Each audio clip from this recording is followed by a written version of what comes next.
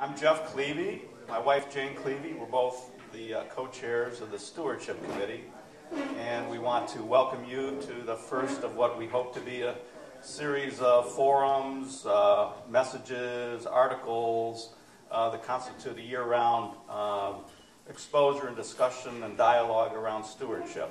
Obviously, we just went through the fall campaign, which I think turned out to be a pretty successful campaign, and we want to expand the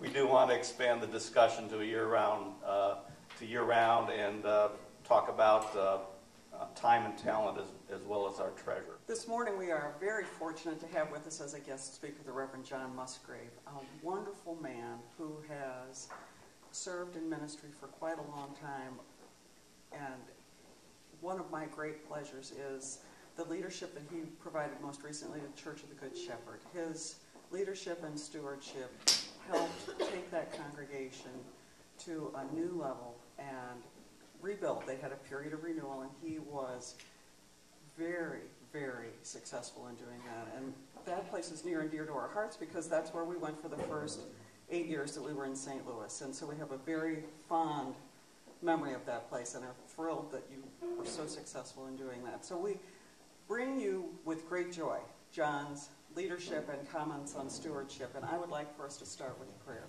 The Lord be with you. And also with you. Gracious and loving God, we thank you for this opportunity to be together. We ask that you open our hearts and our minds to the thoughts of what stewardship can be and to make us ever mindful of the needs of others. We ask that you be present with us today and as we go out into the world the rest of the week. Amen. Amen. With great pleasure, I turn the mic over to the Reverend John Musgrave. Thank you, Jane and Jeff. I appreciate it very much and appreciate your introduction. Let me just give a little bit of a caveat to my presentation this morning. Some of you all may know that I retired on December the 1st from my position at Good Shepherd, not because I wanted to, but because of medical reasons. So one of the things that you should be aware of is that occasionally you may hear a little bit of a slur in my speech, and that's because of my medical problems. So please bear with me. I have not been partaking of the sacramental wine. But earlier when I got up here, we were messing around with this mic, and it wasn't working. And it reminded me of the story of the bishop who was late to a conference. He always liked to check the microphone and make sure he understood how it worked and everything, but he got there late because his flight was delayed. So he got up to the pulpit and he kind of picked up the mic and couldn't tell if it was working or not, and he messed around with it, and finally he whispered into the mic, "There's something wrong with this." And the congregation promptly responded, "And also with you."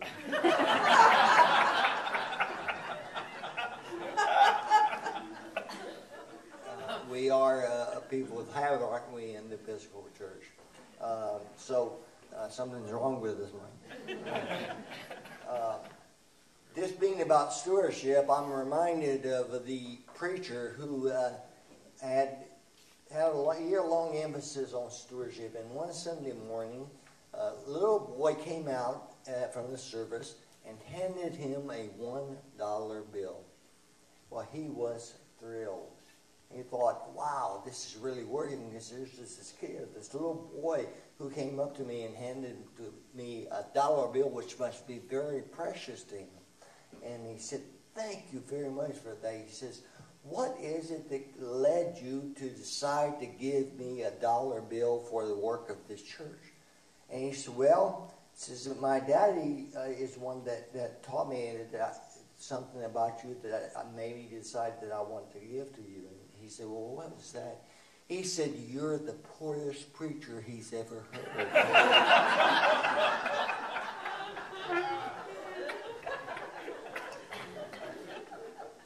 So, sometimes stewardship comes for different reasons. What I'd like to do this morning is talk a little bit about financial planning. And I kind of tentatively titled this presentation is Financial Planning, What Would Jesus Do? Now, that may be a connection there that some of you are aware of and some of you are not aware of. So let me ask you a question. How many of you all know what the number one topic was for Jesus in the Gospels? Any guesses? Money. Exactly. Money. A lot of us would think there would be love or forgiveness or God or sacrifice or any of these other things that Jesus taught and talked about.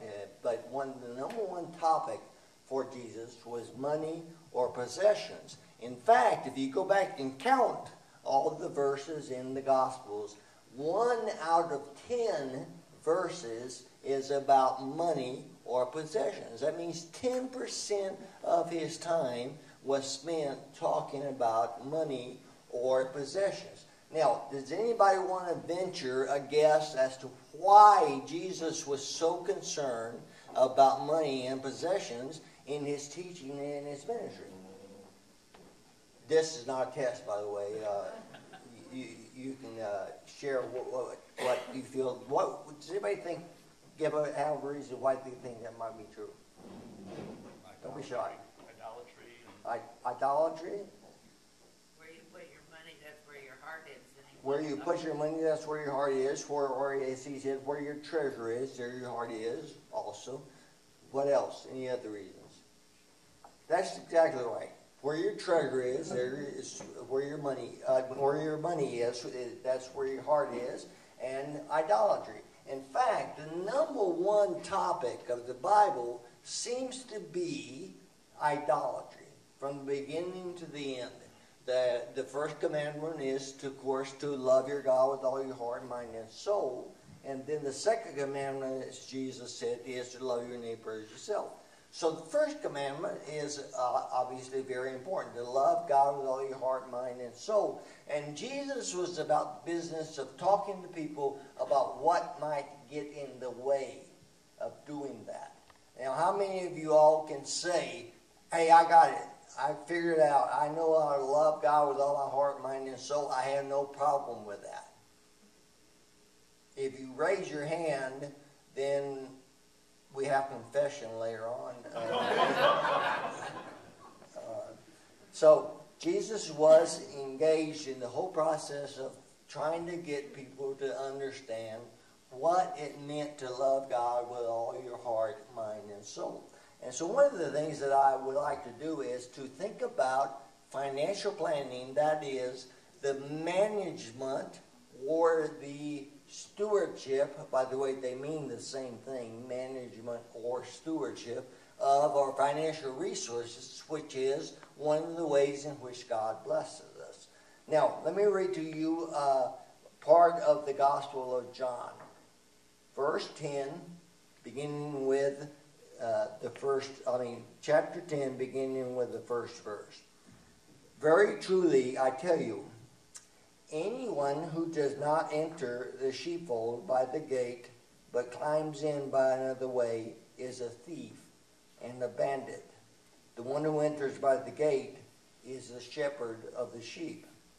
The gatekeeper opens the gate for him, and the sheep hear his voice. He calls his own sheep by name and leads them out. When he has brought out all his own, he goes ahead of them, and sheep follow him because they know his voice. They will not follow a stranger, but they will run from him because they do not know the voice of strangers. Jesus used this figure of speech with them, but they did not understand what he was saying to them. So, again, Jesus said to them, very truly I tell you, I am the gate for the sheep.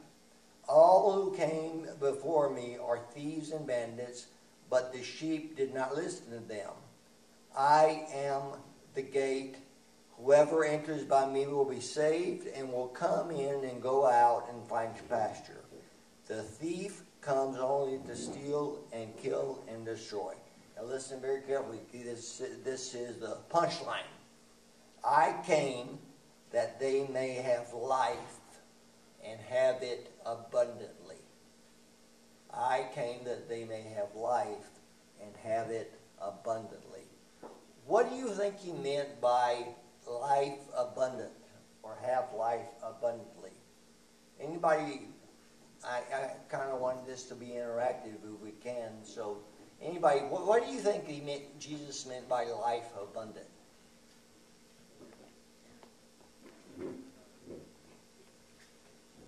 Yes, ma'am. Rich?